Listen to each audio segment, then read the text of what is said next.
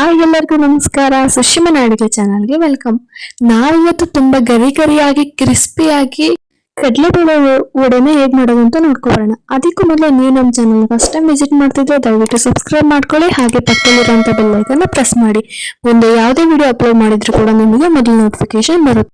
ಹಾಗಿದ್ರೆ ಬನ್ನಿ ಹೇಗ್ ಮಾಡೋದು ಅಂತ ನೋಡ್ಕೊಳ್ಳೋಣ. ಈ ಕಪ್ ಅಳತೆಯಲ್ಲಿ ನಾನು 1 ಕಪ್ ಆಗುವಷ್ಟು ನಾನಿಲ್ಲಿ ಕಡಲೆಬೇಳೆನ 2-3 ಸಲ ತೊಳೆದು ಇದನ್ನ 3 ರಿಂದ 4 ಅವರ್ ನೆನೆಯೋದಕ್ಕೆ ಬಿಡೋಣ. ನಾವು ಎಷ್ಟು ಅವರ್ ಇದನ್ನ ಕಡಲೆಬೇಳೆನ ನೆನೆಸ್ತೀವೋ ಅಷ್ಟು ಕ್ರಿಸ್ಪಿಯಾಗಿ ಬರುತ್ತೆ. ಇವಾಗ 3 ರಿಂದ 4 ಗಂಟೆ ಆದ್ಮೇಲೆ ನಾನಿಲ್ಲಿ ನಿಮ್ಗೆ ತೋರಿಸ್ತಾ ಇದ್ದೀನಿ ಯಾವ ರೀತಿ ನೆಂದಿದೆ ಅಂತ. ನೋಡಿ, ನೀವೇ ನೋಡ್ತಿದ್ದೀರಲ್ಲ ಯಾವ ರೀತಿ ನೆಂದಿದೆ ಅಂತ. ನೆಕ್ಸ್ಟ್ ಇದನ್ನ ನಾನಿಲ್ಲಿ ಒಂದು ಮಿಕ್ಸರ್ಗೆ ಸ್ವಲ್ಪನೇ ಬೇಳೆನ ಹಾಕೊಂಡು ಮಿಕ್ಸಿ ಮಾಡ್ಕೊಳ್ಳೋಣ. ಇದನ್ನ ಯಾವುದೇ ಕಾರಣಕ್ಕೂ ನೀವು ಸ್ಮೂತ್ ಆಗೋ ತರ ರುಬ್ಕೊಳ್ಳೋದಕ್ಕೆ ಹೋಗ್ಬೇಡಿ. ಇದನ್ನ ತರಿಯಾಗಿ ಇರ್ಬೇಕು, ಆ ರೀತಿ ನೀವು ರುಬ್ಕೊಳ್ಬೇಕಾಗುತ್ತೆ. ಈಗ ನಾನು ಯಾವುದೇ ರೀತಿಯಾದಂತಹ ನೀರ್ನ ಹಾಕ್ದಲೇ ರುಬ್ಕೊಂಡಿದ್ದೀನಿ. ನೋಡಿ, ನಾನು ನಿಮಗೆ ತೋರಿಸ್ತಾ ಇದ್ದೀನಿ ಯಾವ ರೀತಿ ರುಬ್ಕೊಂಡಿದ್ದೀನಿ ಅಂತ. ಇದಕ್ಕೆ ಸ್ವಲ್ಪನೂ ನೀರ್ನ ಹಾಕೋ ಅವಶ್ಯಕತೆ ಇಲ್ಲ. ನೋಡಿ, ಈ ರೀತಿ ತರಿಯಾಗಿ ರುಬ್ಕೊಂಡ್ರೆ ನಿಮಗೆ ಗರಿಯಾದಂತಹ ವಡೆ ರೆಡಿ ಆಗುತ್ತೆ.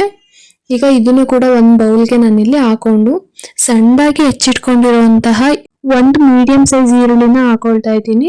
ನೆಕ್ಸ್ಟ್ ಇಲ್ಲಿ ನಾನು ಸಬ್ಬಸಿಗೆ ಸೊಪ್ಪನ್ನ ಹಾಕೊಳ್ತಾ ಇದ್ದೀನಿ. ಇದಕ್ಕೇನೆ ಹಸಿಮೆಣಸಿಗೆ ಹಾಕೊಳ್ತಾ ಇದ್ದೀನಿ. ಯಾರಾದ್ರೂ ಸಣ್ಣ ಮಕ್ಳು ತಿಂತಾರೆ ಅಂತಂದ್ರೆ ಇದನ್ನ ಸ್ಕಿಪ್ ಮಾಡ್ಕೊಳ್ಬಹುದು. ನೆಕ್ಸ್ಟ್ ಇಲ್ಲಿ ಸ್ವಲ್ಪ ಜೀರಿಗೆ ಹಾಗೆ ಕೊತ್ತಂಬರಿ ಸೊಪ್ಪನ್ನ ಹಾಕೊಳ್ತಾ ಇದ್ದೀನಿ. ಇಲ್ಲಿ ಹಾಗೆ ಕರಿಬೇವಿನ ಸೊಪ್ಪನ್ನ ಸಣ್ಣದಾಗಿ ಹೆಚ್ಚಿ ಹಾಕೊಳ್ತಾ ಇದ್ದೀನಿ. ರುಚಿಗೆ ಬೇಕಾಗಿರೋಷ್ಟು ಉಪ್ಪು ಹಾಕೊಂಡು 3 ಟೇಬಲ್ ಸ್ಪೂನ್ ಅಷ್ಟು ನಾನಿಲ್ಲಿ ಅಕ್ಕಿ ಹಿಟ್ಟನ್ನ ಹಾಕೊಳ್ತಾ ಇದ್ದೀನಿ. ಹಾಗೆ 4 ಟೇಬಲ್ ಸ್ಪೂನ್ ಅಷ್ಟು ಕಡಲೆ ಹಿಟ್ಟನ್ನ ಹಾಕೊಳ್ತಾ ಇದ್ದೀನಿ. ಕಡಲೆ ಹಿಟ್ಟು ಹಾಗೆ ಅಕ್ಕಿ ಹಿಟ್ಟು ಇದ್ರೆ ಹಾಕೊಳ್ಳಿ, ಇಲ್ಲ ಅಂತಂದ್ರೆ ಸ್ಕಿಪ್ ಮಾಡ್ಕೊಳ್ಬಹುದು. ನೆಕ್ಸ್ಟ್ ಇದನ್ನ ಒಂದ್ಸತಿ ನೀಟಾಗಿ ಮಿಕ್ಸ್ ಮಾಡ್ಕೊಳ್ಳಿ. ಯಾವುದೇ ಕಾರಣಕ್ಕೂ ನೀರ್ ಹಾಕಿ ಇದನ್ನ ಮಿಕ್ಸ್ ಮಾಡ್ಕೊಳ್ಳೋದಿಕ್ ಹೋಗ್ಬೇಡಿ, ಯಾಕಂದ್ರೆ ನಾವು ನೆನ್ಸಿ ಇಟ್ಕೊಂಡಿರ್ತೀವಲ್ಲ ಅದೇ ತೇವಾಂಶ ಸಾಕಾಗಿರುತ್ತೆ. ಇದನ್ನ ನೀಟಾಗಿ ಮಿಕ್ಸ್ ಮಾಡ್ಕೊಳ್ಳೋಣ. ಇದಿವಾಗ ಮಿಕ್ಸ್ ಮಾಡಿಕೊಂಡು ನಾವಿಲ್ಲಿ ನಿಮಗೆ ಖಾರ ಬೇಕು ಅಂತ ಅನ್ಸಿದ್ರೆ ಖಾರದ ಪುಡಿ ಹಾಗೆ ಧನಿಯಾ ಪುಡಿ, ಚಿಟಕಿ ಅರಿಶಿನ, 1 ಟೇಬಲ್ ಸ್ಪೂನ್ ಅಷ್ಟು ಶುಂಠಿ ಬೆಳ್ಳುಳ್ಳಿ ಪೇಸ್ಟ್ನ ಹಾಕೊಂಡು ಮತ್ತೆ ನೀಟಾಗಿ ಮಿಕ್ಸ್ ಮಾಡ್ಕೊಳ್ಳೋಣ. ಇಲ್ಲಿ ನನಗೆ ಯಾವುದೇ ರೀತಿಯಾದಂತಹ ಮಸಾಲೆ ಪೌಡರ್ನ ಯಾವುದನ್ನು ಬಳಸ್ತಾ ಇಲ್ಲ, ಹಾಗೇನೆ ಮಾಡ್ಕೊಳ್ತಾ ಇದ್ದೀನಿ. ನೋಡಿ, ಸ್ವಲ್ಪನೂ ನೀರು ಹಾಕಿಲ್ಲ. ಈ ಕನ್ಸಿಸ್ಟೆನ್ಸಿಲಿ ಇದ್ರೆ ಸಾಕಾಗುತ್ತೆ. ನೀವು ಯಾವುದೇ ಕಾರಣಕ್ಕೂ ನೀರು ಹಾಕೊಳ್ಳೋದಕ್ಕೆ ಹೋಗ್ಬೇಡಿ. ನಾನು ನಿಮಗೆ ತೋರಿಸ್ತಾ ಇದ್ದೀನಿ ಯಾವ ರೀತಿ ಮಾಡೋದು ಅಂತ. ಈ ರೀತಿ ಕೈ ಹಸ್ತದಲ್ಲಿ ಇಟ್ಕೊಂಡು ಈ ರೀತಿ ಪ್ರೆಸ್ ಮಾಡ್ಕೊಳ್ಳಿ. ಬೆರಳಲ್ಲಾದ್ರೂ ಪ್ರೆಸ್ ಮಾಡ್ಕೊಳ್ಳಿ ಅಥವಾ ಈ ರೀತಿ ಆದ್ರೂ ಪ್ರೆಸ್ ಮಾಡ್ಕೊಳ್ಳಿ. ನೋಡಿ, ಈಗ ನಾನು ನಿಮಗೆ ಮತ್ತೆ ಇನ್ನೊಂದ್ಸತಿ ಹೇಗೆ ಮಾಡೋದು ಅಂತ ತೋರಿಸ್ತಾ ಇದ್ದೀನಿ. ಒಂದು ಮೀಡಿಯಂ ಸೈಜ್ ಆಗೋಷ್ಟು ಹಿಟ್ಟನ್ನ ತಗೊಂಡಿದ್ದೀನಿ. ಇದನ್ನ ಈಗ ಚೆನ್ನಾಗಿ ರೌಂಡ್ ಶೇಪ್ ಮಾಡಿಕೊಂಡು ಈ ರೀತಿ ಮಾಡ್ಕೊಳ್ಳೋಣ. ಈ ರೀತಿ ನೀವು ಬೆರಳಲ್ಲಾದ್ರೂ ಪ್ರೆಸ್ ಮಾಡ್ಕೊಳ್ಳಿ ಅಥವಾ ಕೈ ಹಸ್ತದಿಂದನಾದ್ರೂ ನೀವು ಈ ರೀತಿ ಪ್ರೆಸ್ ಮಾಡ್ಕೊಳ್ಬಹುದು. ನೋಡಿ, ಇವಾಗ ಎಲ್ಲದನ್ನು ಇದೇ ರೀತಿ ಮಾಡಿಟ್ಕೊಂಡಿದ್ದೀನಿ. ನೆಕ್ಸ್ಟ್ ಈಗ ನಾನಿಲ್ಲಿ ಒಂದು ಪಾತ್ರೆ ಇಟ್ಟು ಇದಕ್ಕೆ ನಮಗೆ ಎಷ್ಟು ಬೇಕಾಗುತ್ತೋ ಅಷ್ಟು ಎಣ್ಣೆನ ಹಾಕೊಳ್ಳೋಣ.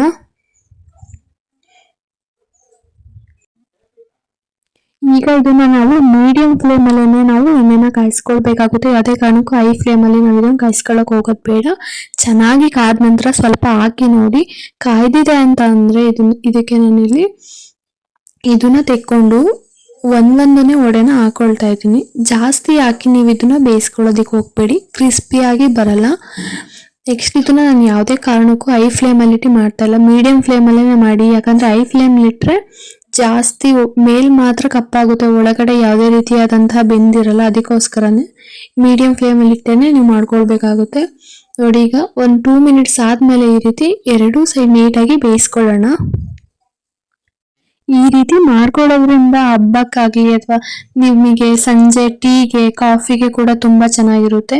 ಹಬ್ಬದಲ್ಲೂ ಕೂಡ ನೀವು ಇದನ್ನ ಮಾಡ್ಕೊಳ್ಬಹುದು. ಹೀಗೆ ನಾನು 2 ಸೈಡ್ ನೀಟಾಗಿ ಬೇಯಿಸ್ಕೊಂಡು ಸಬ್ಬಸಿಗೆ ಸೊಪ್ಪು ಹಾಗೆ ಕರಿಬೇವಿನ ಸೊಪ್ಪು ಹಾಕಿರೋದ್ರಿಂದ ತುಂಬಾ ಟೇಸ್ಟ್ ಚೆನ್ನಾಗಿರುತ್ತೆ. ಹಾಗೆ ಆ ಫ್ಲೇವರ್ಸ್ ಎಲ್ಲ ತಿಂತಾ ಇದ್ರೆ ತುಂಬಾ ಅಂದ್ರೆ ತುಂಬಾ ಚೆನ್ನಾಗಿರುತ್ತೆ. ನೀವು ಕೂಡ ಒಂದ್ಸತಿ ಟ್ರೈ ಮಾಡಿ ನೋಡಿ, ಹೇಗ್ ಬಂದಿತ್ತು ಅಂತ ಕಮೆಂಟ್ ಮಾಡಿ. ಹಾಗೆ ಇವಾಗ ಇದು ಆಗಿದೆ. ಇದನ್ನು ತೆಕ್ಕೊಂಡು ನಾನು ಉಳಿದಿರುವಂತದ್ನು ನಾನಿಲ್ಲಿ ಎಣ್ಣೆಗೆ ಹಾಕೊಂಡಿದ್ದೀನಿ ನೋಡಿ. ನೀವೇ ನೋಡ್ತಾ ಇರ್ಬೋದು, ಕಾಫಿ ಜೊತೆಗೆ ಟೀ ಜೊತೆಗೆ ತುಂಬಾ ಚೆನ್ನಾಗಿರುತ್ತೆ. ಈ ವಿಡಿಯೋ ನಿಮಗೆ ಇಷ್ಟ ಆಗಿದ್ರೆ ದಯವಿಟ್ಟು ಒಂದು ಲೈಕ್ ಮಾಡಿ, ಹಾಗೆ ನಿಮ್ಮ ಫ್ಯಾಮಿಲಿ ಫ್ರೆಂಡ್ಸ್ಗೂ ಕೂಡ ಶೇರ್ ಮಾಡಿ.